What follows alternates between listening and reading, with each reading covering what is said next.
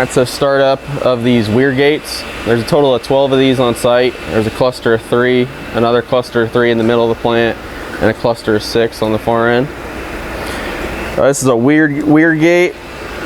The important thing to note about operation on these is that it's opposite of what you would have on a standard slide gate. There's no lower seal. The lower seal is a slide that rides up and down the back of the gate.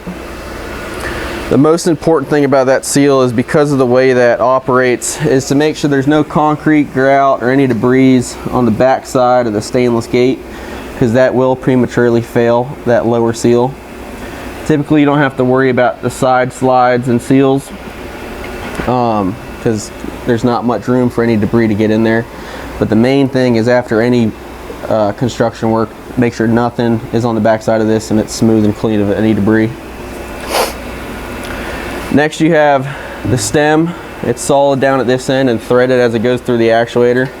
You have the stem sliders. This is just for misalignment and or the torque one way or the other of the stem on closing and opening of the gate. It is allowed a little bit of movement side to side. Make sure that all hardware is tight on the actuator frame. If anything's loose, there is slotted holes for misalignment. You want to make sure everything's nice and tight. All of these have stainless nylock nuts, bolts, and washers. Operation of the gate is listed here on the actuator handle. These are all manual gates with ALMA actuators. These are a 10-to-1 reduction. So this is going to be opposite of your standard slide gate, where clockwise is going to be open, which is lowering the gate. And if you pay attention to the rulers installed on the stem covers, they're set at the stem stop nut for 0. So I will close the gate, which is counterclockwise, listed on the handle, and that's going to 0. All of this is a rough measurement on how much travel the gate has, but 0 is always going to be your closed position.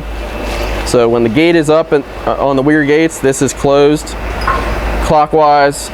Lowering the gate, descending in the level, or the ruler, is opening the gate for water flow. Maintenance on these, underneath this stem cover, like I said, is that stop nut. When setting this stop nut, they are preset. I did everything for startup. There's 2 Allen screws, set screws. They're 5/32. When you close the gate all the way, on some slide gates you can add preload in that lower seal. Since there is no lower seal, there's just a slide on the back of the slide gate itself, or on the slide itself. This nut is just stopping you from preloading the bottom of the frame. So you add no preload up and you add no preload down low. It's all just mechanical. All the sealing is done from the sides and the lower seal. Install on these, what you have to check for is, on the sides, there's 1/2-inch mounting hardware going up and down the wall. These gates are pretty self-contained. They depend on the frame itself to keep everything level and square. If you have discrepancies in the concrete or grout on the walls, which this one does, you can see it waves a little bit, there is this gasket that rides behind the gate frame to make up for that. What's important in that is, when you are replacing, maintaining, and installing these gates and gate frames, they come as an assembly. You don't want to over tighten the 1/2-inch anchors on the wall and pull and squeeze and pull that gasket, because then you'll end up squeezing and pulling the frame to match the mismatched shape of the wall. So you just want to compress the gasket, make sure the gate is secure all the way around. There's anchoring on the sides and the bottom. What's important about the bottom on these is, because the gate lowers past the frame itself, the guides go a little bit past that lower mounting point of the hole of the gate. You have to make sure that all your studs and anchors are cut within, so that the gate won't catch them on the way down, or else you will either not be able to open it all the way or end up marring the back of the gate. The side slides, they come preset from the factory. They're a Teflon side slide, and then behind it there is a rubber O-ring that goes all the way down in a U shape, so it goes down both sides and across the bottom. When setting these, you don't want to over tighten the 3/8 bolts. You set them an equal tightness all the way through, and then you go back and snug them up.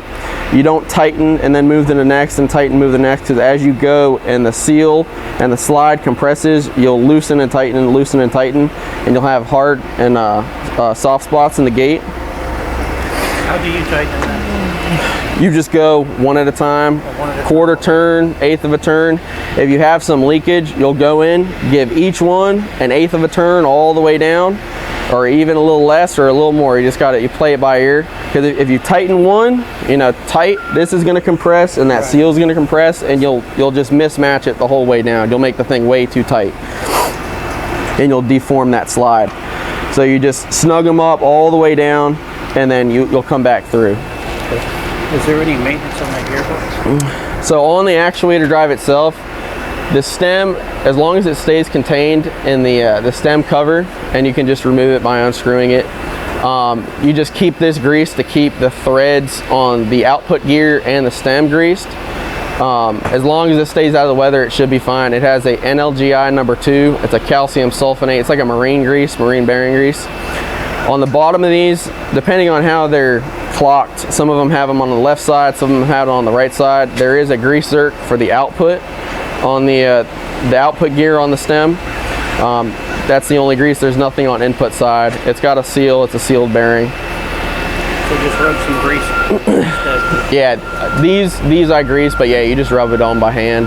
You don't go too crazy, but, and then like I said, stem nut set, and then that lower grease zerk. It's on one. It's going to be on one of the 4 corners of the lower side of it. And any sort of maintenance or replacement of this, the easiest way to do it is to lower the gate all the way down to its bottom. Remove that stem stop nut, and you pull these 4 bolts here that hold the actuator to the adapter plate for the stem, and you can either rotate the whole thing up off the shaft, or you can have someone hold the actuator and then spin the actuator input and hold this stationary, and that way it'll walk itself off the stem if you need to replace this or service it or anything like that. Is there a stop on the gate, or is the gate fault? No, there's a stop all the way at the bottom. So there's mechanical stops on the bottom and the top. Okay. So like if you were to service the actuator, lower it, take these 4 off, and then pull it up. When I was starting these up, I have an electronic actuator handheld. For that, on this, there's you would leave this 5/32 set screw, which is just the adapter from the square to the input on the actuator. There's 2 5/32 set screws on the handle itself. You'd remove these, leave the square adapter on, and then use your manual to electronic. It's like a Milwaukee drill with a square chuck to actuate these up and down normally. The big thing on these is you don't force them up and don't force them down, because they're limited on their travel up, it's closed, and they're limited on their travel down by the stem nut. So, and that's really all there is to these, and then we'll walk over to the slide gates next. Any questions?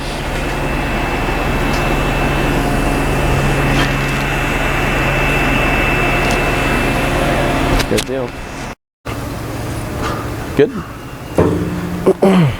So on these are your standard slide gate, where when the slide is open or all the way up, ascended, it's open, allowing water flow through the bottom. Same thing as before. On the actuator handle, there's the directions. This is going to be clockwise to close it, which is descending the slide on the gate. So as you go down, it'll contact that lower gasket seal. You still have your standard slides on either side with the O-rings in it, and then you got the 3/8 bolts going up the sides to tighten that slide and gasket. Is there, I guess there's framework down there to hold that seal, right? Yeah, so on these, the other one's set to the outside of the wall. These set within the concrete. The concrete is always poured a little shy on these, and then you grout to make up for the frame. It's a similar style where you have the cross beam across the top, you have both sides of the slide, and then there's another beam going across the bottom holding in that lower seal. That lower seal is changeable. The sides are changeable.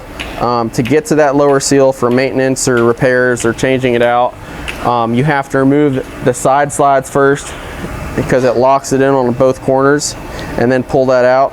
There is 2 3/4 inch bolts that you can adjust the tightness of that lower seal. It is preset from the factory. What's really important about these, not so much the condition of the cleanliness of the gate, because there's no seal that rides along the side of the gate. It's the condition of the bottom edge of the gate and the condition of that seal. When I got here before startup, there was grout left all over it. So whenever doing any new construction work, clean off that seal, or else you'll get debris sitting in there, especially in the corners of the slides where it meets the seal. You may have to stick a screwdriver in there, pick some debris, some grout out to make sure that the slide can completely depress on all corners of that seal, depress on both corners of the slides, and you'll be good to go. Maintenance on these actuators, there's only one grease zerk on top. These are a little bigger style. They're more reduction, it's more throw on these gates. And then you can see that the rulers on these, this gate's currently open, but it's in ascending, so it's 0 is closed, so clockwise is lowering the stem, which is closing the gate. As that stop nut comes down, it goes to 0, which is your closed. These you do set a little bit of preload to compress that lower seal. I set them so that you go to stop and you go 1/8 to 1/4 of a turn firm, and then you set that stem nut. It's preset. If you're ever doing maintenance or anything like that, that's what you would set it to. The most important thing on these bigger actuators is there is a set screw on the back side of the actuator in the threaded portion where the stem cover is. If you run this stem cover all the way down, it'll actually catch the output gear on the actuator. So it'll either bind it in or screw it out loose. So when you screw these stem covers on, you screw them in till they stop, you back them off 1/4 to 1/2 of a turn, and then you set the set screw on the back to keep them locked in place so that the actuator nut doesn't grab them up or down. Same thing with setting the stop nut. When you go to set these, lower it all the way to the bottom, 1/8 to 1/4 turn. And then when you go to back it off so you can access the set screws for that stop nut, what you'll want to do is, after you put it down, you give it to 1/8 of a 1/4 turn, you set your stem nut to where you want it. You actually back that off just a hair so that you can spin this back up and access set screws. If not, it will bind against that stem nut when it is loose. When it's tight, it won't have any issues. Same thing here, you'll grease that stem shaft. Removing this cover, you'll have to access that set screw first. Unlike the other ones, you can just spin them off. And then other serviceability is just this grease zerk on top. Replacing this actuator would be the same thing as the weir gates, which is the 4 bolts. Lower the gate, remove the 4 bolts for the adapter plate for the actuator, and either spin the actuator assembly off or have somebody hold the assembly and spin the input off, and it'll walk itself off. But really, that's about it. Okay, question. You said to change that lower seal, you got to pull the side seals. Yes. So you have to take this off. Yeah. Okay, So you can, depending on your process, is what you have available. I've done it before where we can kind of slide them out of the way. So you could loosen all the bolts, slide the gate kind of out of the way, and pull the seals up, and that'll give you enough clearance to change that lower seal. But typically, if you're changing that lower seal, you're changing all of them.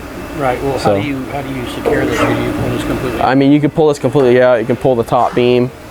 So a piece of equipment, a crane. Right. Okay. So yeah. Just pull it out and set it Yeah. down. Leave the side frames installed. That lower seal, how is that attached? It's sitting there by compression. It's locked in. Okay. Yeah. Okay.